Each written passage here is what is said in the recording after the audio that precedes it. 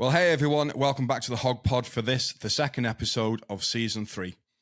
Right across the UK and Ireland, there will be planning committees and organisers who have likely stepped up a gear as the rally season 2024 fast approaches. In particular, I'd like to give a huge shout out to Moggy and everyone at the Bridgewater chapter as they prepare for the season opener, what they bill as the greatest show on earth, of course, the Cider Rally. One of the biggest motorcycle events on these islands is, of course, Ireland BikeFest in Killarney. And I've no doubt that the organisers behind a rally of that scale must be starting to feel the pressure. Registration for the event is open, and the event itself takes place on the 31st of May through to the 2nd of June.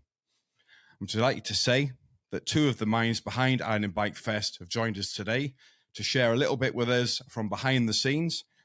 With us, we have Shane O'Driscoll, the festival director, and Fiona Carroll, motorcycle operations. So both of you, welcome to the show. Thank you very much. Great stuff. Great to be here, and thanks for having us. Absolutely. Great to have you here. Thank you. Shane, if I can start with yourself, if you can tell us a little bit about yourself and how you became the director of Ireland BikeFest. I suppose I fell into it by default. So the company behind Ireland BikeFest, which is Destination Killarney, which is a kind of tourist operation company, which incorporates everything from hotels, music venues, everything Killarney, Kerry, kind of Wild Atlantic way based. In the past, probably, I suppose since its inception, I would have been on the ground as the event manager. The festival was originally, it was the brainchild of Breffney Ingerton, who was the chairperson of Ireland BikeFest. Breffney, also working for Destination Killarney, got busy in other areas of the business, and in order to kind of take some of that pressure off, we joined forces in 2022. I kind of stepped up to the plate a little bit more from the event management side of the actual festival, and getting hands-on on the kind of pre-event planning. Whereas coming into last year's festival in 2023, I kind of took it over as festival director. So I would have been behind the scenes very much all along since its inception, assisting Breffney until last year. So I would be known to all our kind of vendors, and to Linney and Waterford Harley Davidson and Harley Dublin and Belfast. And I know all the guys, and all the various chapters and all our food vendors and everything that goes on behind the scenes. But I kind of came to the forefront in 2023. So I am now the face of the festival, effectively. So it's fair to say all eyes on you for this year. All eyes on me, correct. Fiona, what about yourself? How did you get involved? I got involved when I took up biking after my husband died back in 2007. We would have come down with our family the year before to see the European hog rally here, and it was like the greatest show on earth coming to town for us and for the people of Killarney and Kerry. The following year, unfortunately, my husband wasn't around to make the next one, so I brought the kids down, and when I turned 40, I said I'd like to mark that, and if I asked if I could get on the back of a Harley going around the parade, and the Gleneagle staff here made that happen. And after I got off the bike, I spoke with Therese from Dublin Harley Davidson. She was their LOH. She said to me, how did you get on? I said that was amazing, and I never thought that it would lead to anything.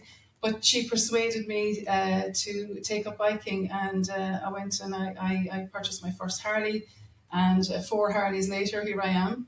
I got involved with Celtic Thunder chapter, and I'm literally the girl next door. I live about 200 meters up the road, so I would be here waiting for the truck to arrive from We Move Bikes on the Wednesday before the festival starts, and getting so excited, taking photographs, say they're here, and I would be here on Friday morning, and the vendors are still setting up, and I was there waiting to try out the demo bikes. So that was me, and I would be trialing bikes all weekend, and it was just such a thrill.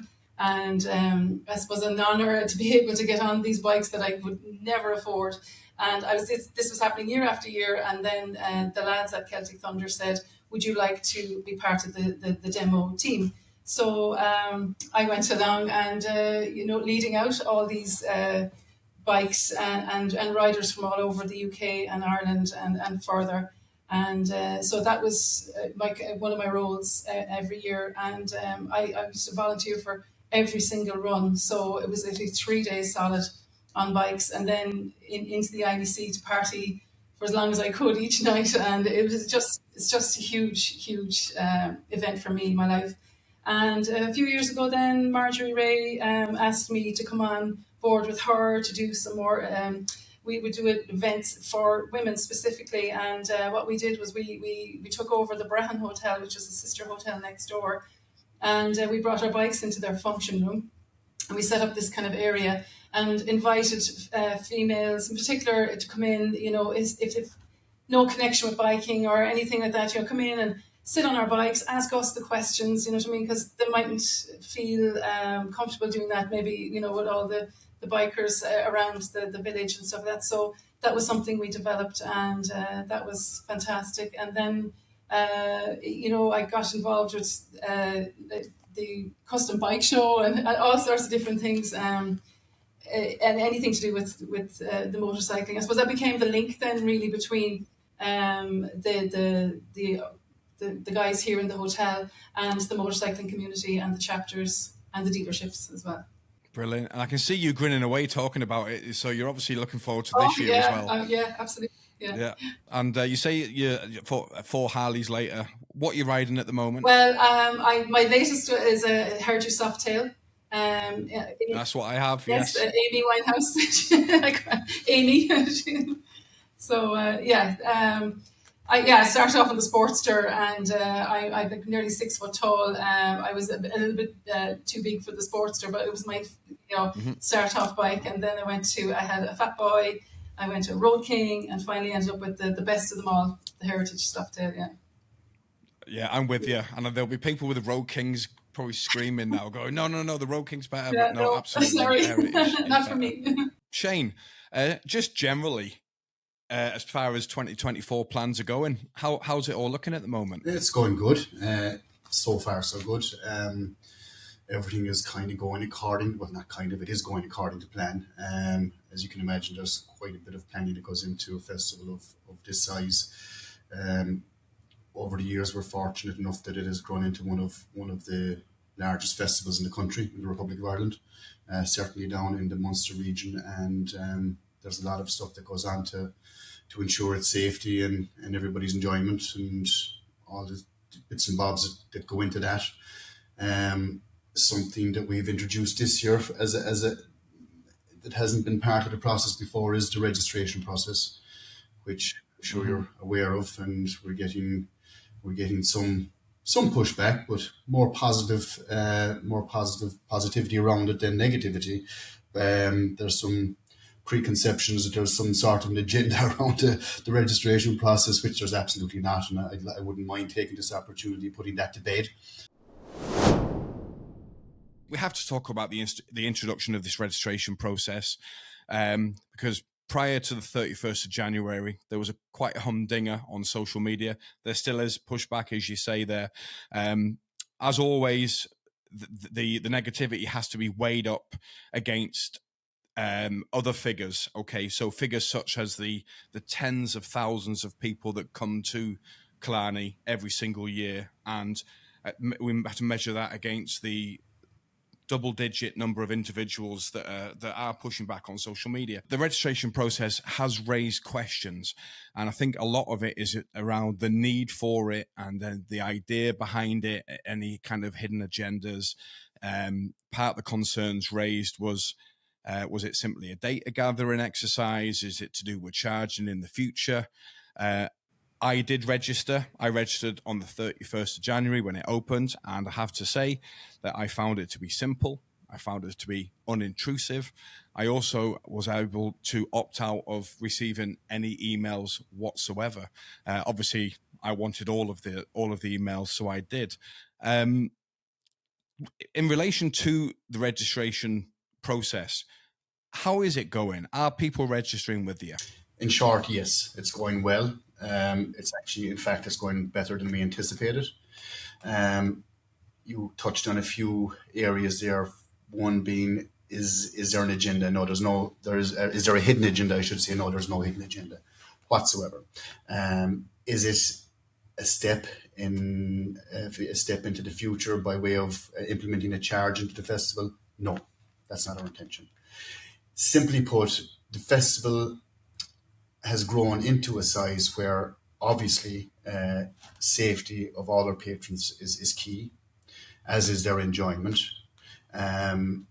We not want to communicate back, in particular to the biker community, about what is happening.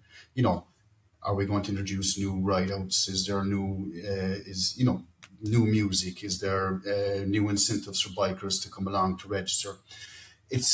BikeFest started out. It is what it says in the tin. It's a bikers festival. Over the past 16, 17 years, it organically kind of became so successful. It kind of became almost the family festival where bikers attended, which kind of I won't say we lost sight. We went with it. We grew with the festival. We want to kind of adjust it back and get it rebalanced. And it is a bikers festival. We want to ensure that the bikers the bikers come first.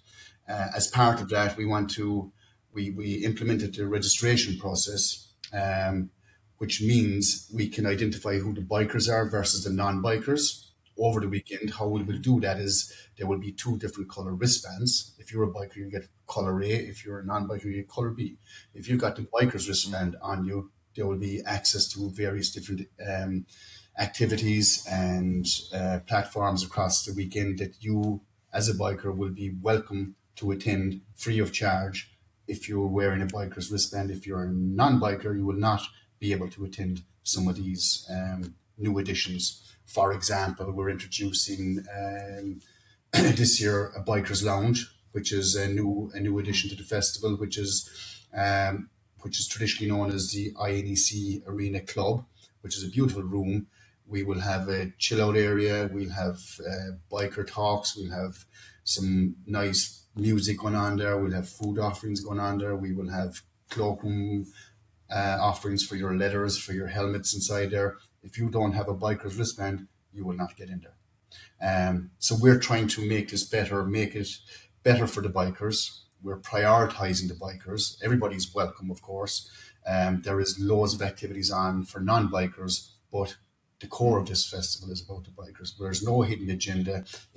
For example, if the weather goes against us, so we want to communicate a message out to those who are attending or who intend on attending, we can now message those who've registered in advance and say, listen, guys, unfortunately, the weather is going against us this weekend. We're moving this gig from outdoors to indoor, or you know what I mean? It's purely a way of communicating back to the biker community, and to prioritize them and to, as I said, balance the book somewhat and prioritize the bikers. It is a bikers festival foremost. I can understand some people kind of getting caught up in what's going on here. We didn't have to do this before, but as you quite rightly said, Kenny, in your introduction, it's very straightforward. There's nothing intrusive in the questions. We're literally looking for a contact email. You can opt out if you don't want to receive any news bulletins. We intend on doing a minimum of 2, possibly 3 e-signs between now and the festival to keep you up to date on what's happening, any new additions, what you can expect. So that's really it in a nutshell. There is no hidden agenda whatsoever. In actual fact, prioritize the biker. Whenever I was looking at the registration process, when I first clicked on the page to open up, I was expecting it to be almost like a personal details form, name, address, date of birth, etc. And this might have just been me thinking, but it very quickly seemed to me that whilst this data is going to be useful to the organisers this year, because you're collecting data right up to the point of and including the rally, this is surely data that will help for 2025, 26, 27, etc. on and on. And my view of it was, well, what I think BikeFests are trying to do is that it's a weighting exercise. They're looking at weight. Is it more families, non-bikers, or bikers? And that seemed to be the purpose of gathering this very anonymous, unintrusive data. I think you've cleared it up there almost straight away. To be honest with you, I did have a number of questions, but you've covered it there. The main one being, in the future, is BikeFest looking to be more of a family fest where bikers come, or are you looking to lean back towards it being a biker festival, but other people can come as well? And it seems from what you've just said, it sounds like it's the latter. Exactly, and very much so. Yeah, and absolutely. The latter, a bikers festival where families are more than welcome to attend, but this is a bikers festival. If people do not sign up on this registration form, and they rock up on their bike on Friday, are they going to be turned away from the event? They won't be turned away from the event.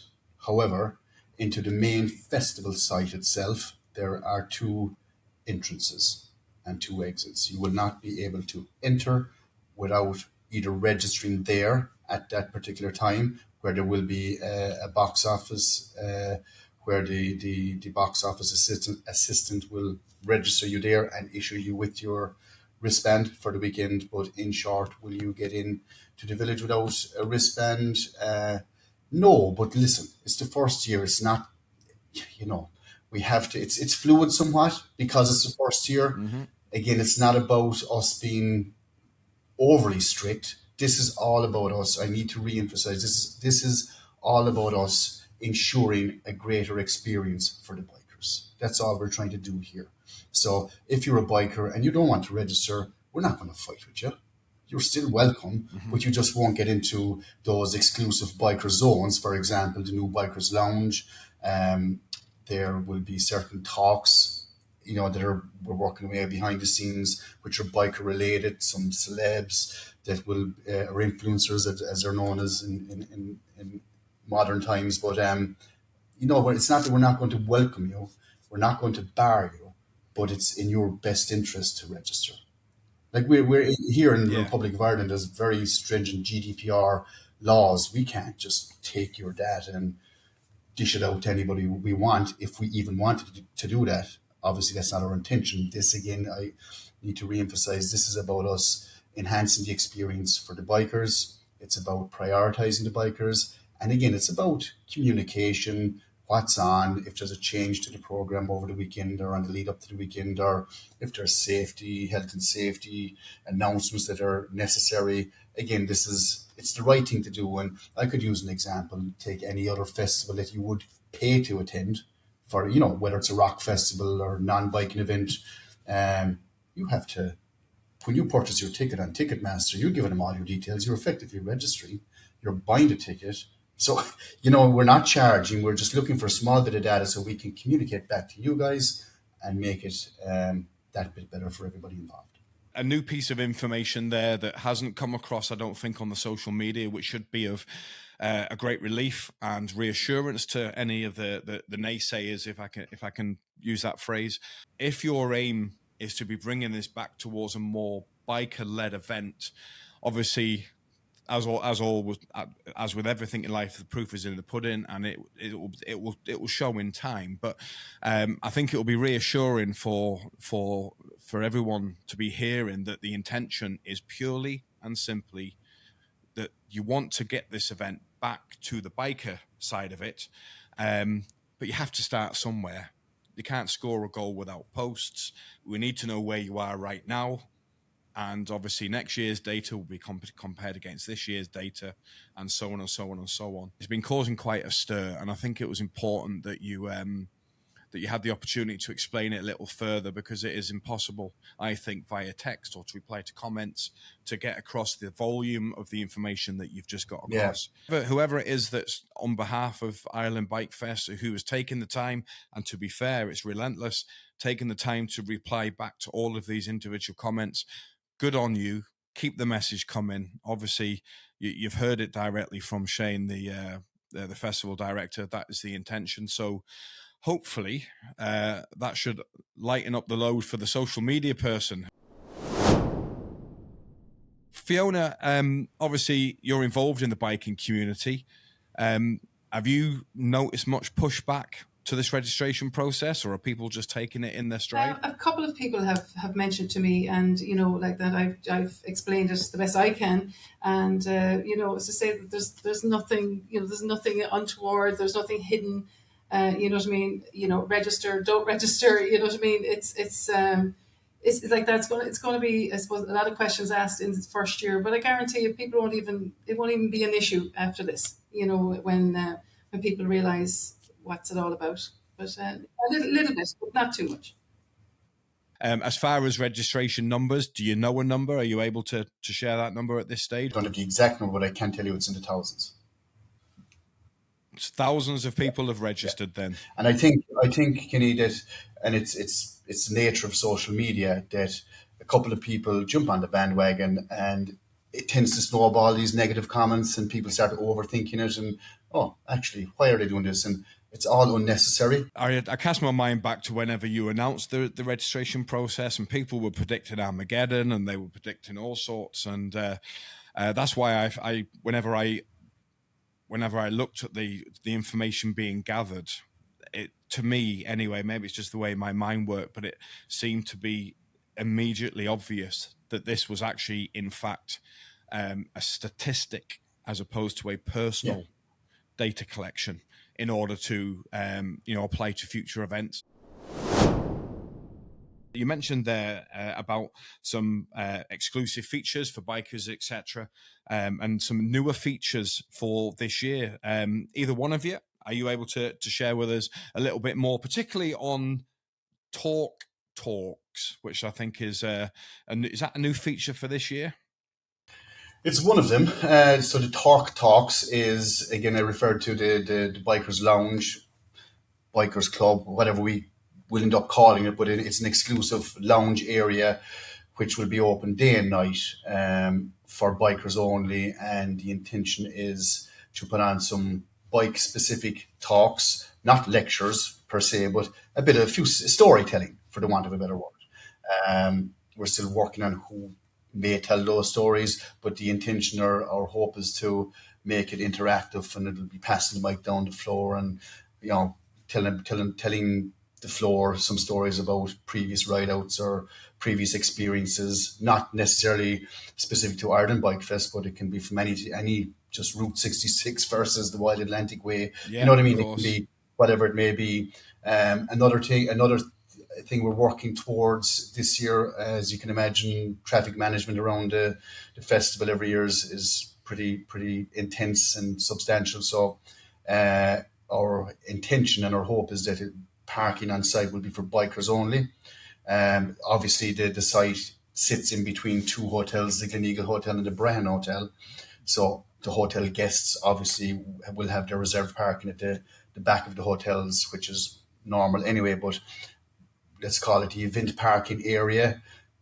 Historically would have been for motorbikes and cars. It's our intention this year that will be for motorbikers only.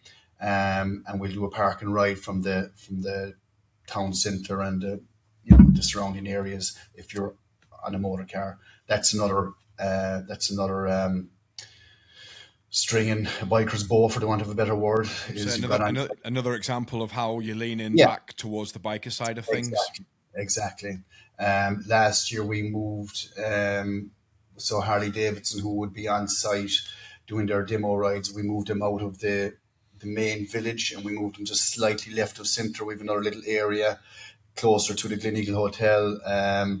We moved kind of 75% of their operation over there last year. Our intention is to move 100% of it over there this year. It kind of frees up more over in the other area for the bikers to hang out. It gives, Waterford Harley, Dublin Harley Davidson more room to sell their wares and showcase their stock. It gives more bar facilities, more food facilities, more fairground facilities for those who are non-bikers. Yes. We cannot forget about them, even though it is a bikers festival. And again, it just enhances the whole village. But again, with the view to making those enhancements biker preferred. I was just going to say as well, like on the ride outs and the tours, we want to showcase our beautiful county. So we're there not just to bring them from A to B, and then come back again. We'd like to send out bikers with local knowledge and experience, and to show off and to tell the stories, like any tourist going on the famous Ring of Kerry or the Beara Peninsula, and we want to kind of really to enhance that this year. Yeah, I often say, I'm an inner city lad from England, and you'd have to ride an hour and a half to get to somewhere where you would like to then go and ride. And anywhere on this island, you go out your door and you turn left or you turn right and you are there. I'm going to be honest, the last time I was down your way was in a car. I cannot wait to do it on two wheels this year. In relation to the likes of the ride outs, is that something that you're involved with? Is it, Fiona? Yes, we've done 3 big group ride outs. The first one is on the Friday afternoon, early evening. We take anyone who wants to come along with us to Carroll Lake and up into the kind of the mountain district just outside Killarney. It's in the national park, and so it's off the main tourist routes. You're traveling alongside lakes and up into the mountains, and it's spectacular. So it's short enough where we're back in a few hours. So even if people are a little bit tired, you know what I mean, they might have just enough energy to come on and enjoy that and to literally kick off the festival.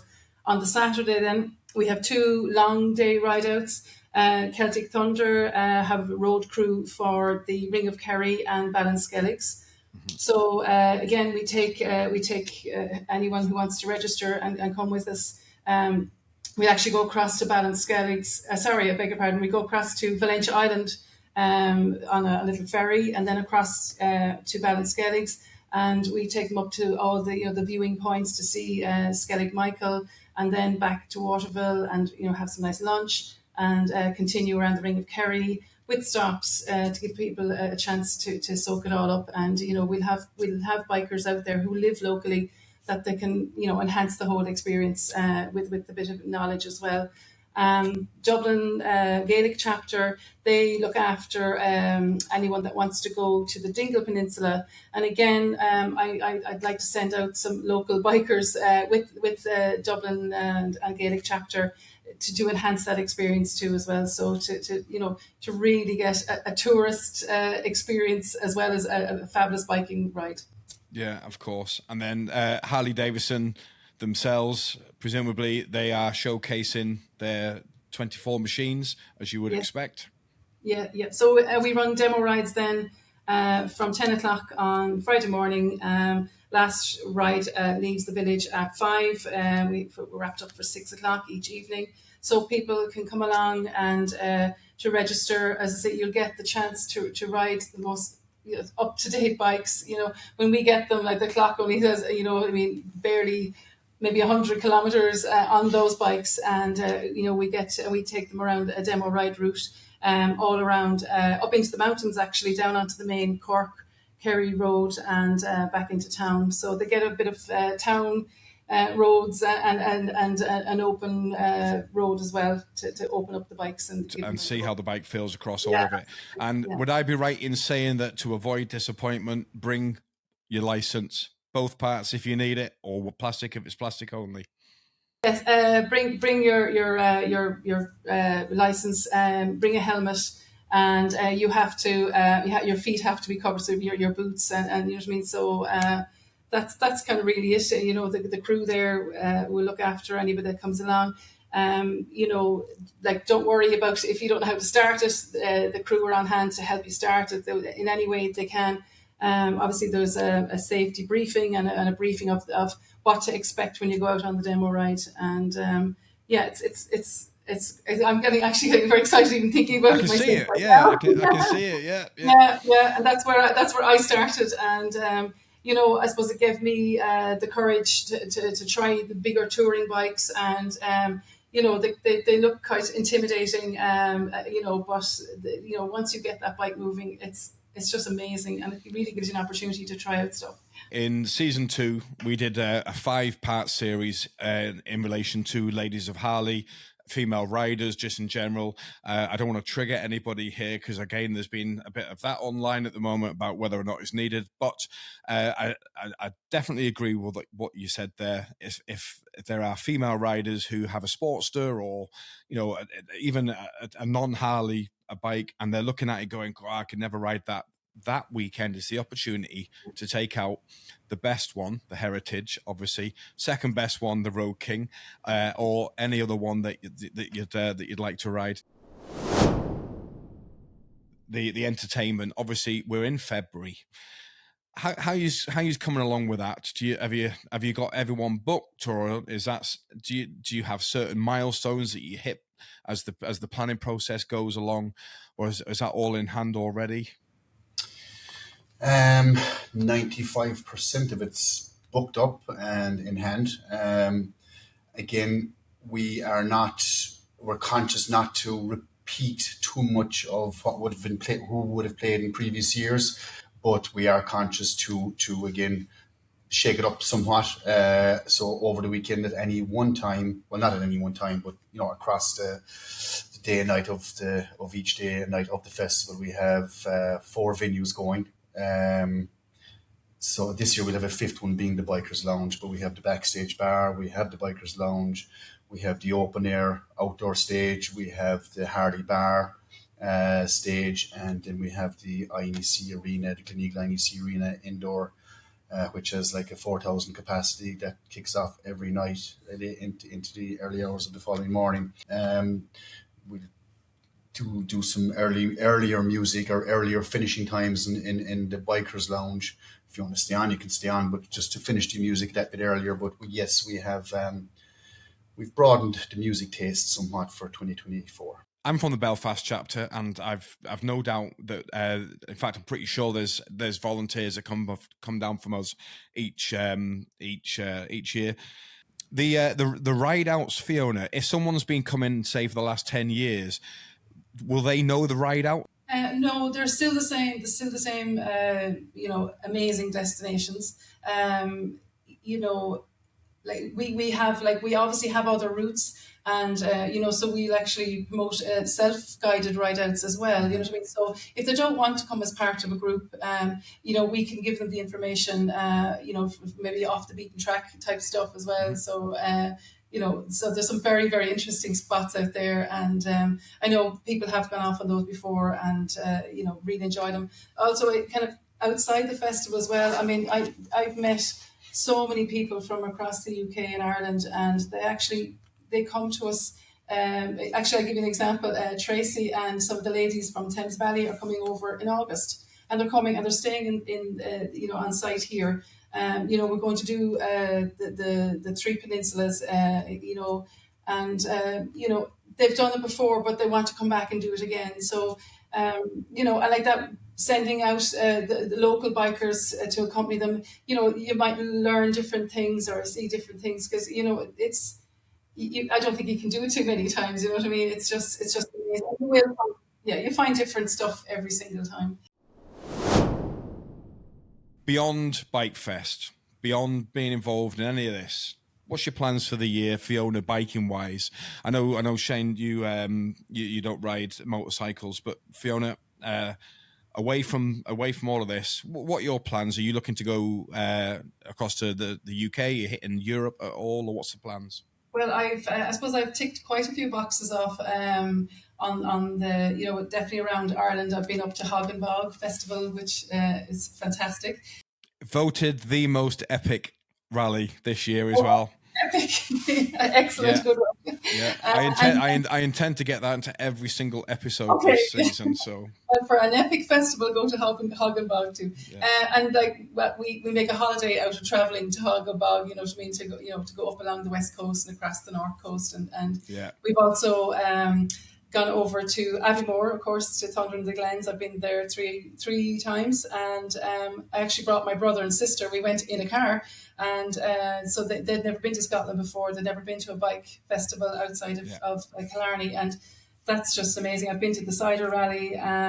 I've been to Sherwood Forest. So I've been to lots of the rallies, which is an experience for an Irish biker because it's such a different scene. It is In the UK, and fantastic. Last year I went with Gary France and on a ladies' tour to Amsterdam and back. So I left Killarney on my own. I went across to the UK and I met my friend Pauline, and we made our way over to Folkestone, and we met the rest of the ladies there, and we went to Amsterdam and back. So more of that. And you would have been in very, very safe hands with Gary. We did an episode with Gary, and our background, yeah. Gentleman. Absolutely, yeah. Oh, absolutely. And you like I suppose I'm familiar with a lot of people around, and I have made friendships. I know that if I wanted to go to any part of the UK or Ireland, I know a biker that lives in those parts, and it's only a matter of picking up the phone or sending a message. I'm coming over, you know what I mean? And it's always the welcomes, are always there and amazing. So I think more of that. I'd like to try the US to really the really big stuff where I suppose the Harleys were developed for, to give that a shot. Of course. And Shane, what about yourself? What do you do to relax when this is out of your mind? What makes you smile like Fiona smiles whenever we talk about bikes? Sad to say, probably golf. Oh. Golf. Which couldn't be further away from biking, but yeah, enjoy golf when I get time. Everything I do is event management or operations led, so summertime is kind of peak festival season, so we're busy, and then with the other businesses going on here, there's always events going on, so it's actually finding downtime or at least a decent window of downtime. When you're not looking after the young kids, it's kind of difficult, but just to get away for a day or two here and there can be a treat, yeah. I'd like to take this opportunity to thank you both very, very much for coming on, telling us what's happening. I think especially clarifying this registration process, and I hope that people listening now see that this is a drive to bring the event back to the two wheels as opposed to the other way around. Obviously, for you both, in relation to the rest of the planning, time is ticking. It's February, and when you wake up in 2 days' time, it will be the 31st of May. In between that time, the very, very best of luck. Thank you. Thank you so much, Kenny. Thanks for having us, and all roads lead to Killarney.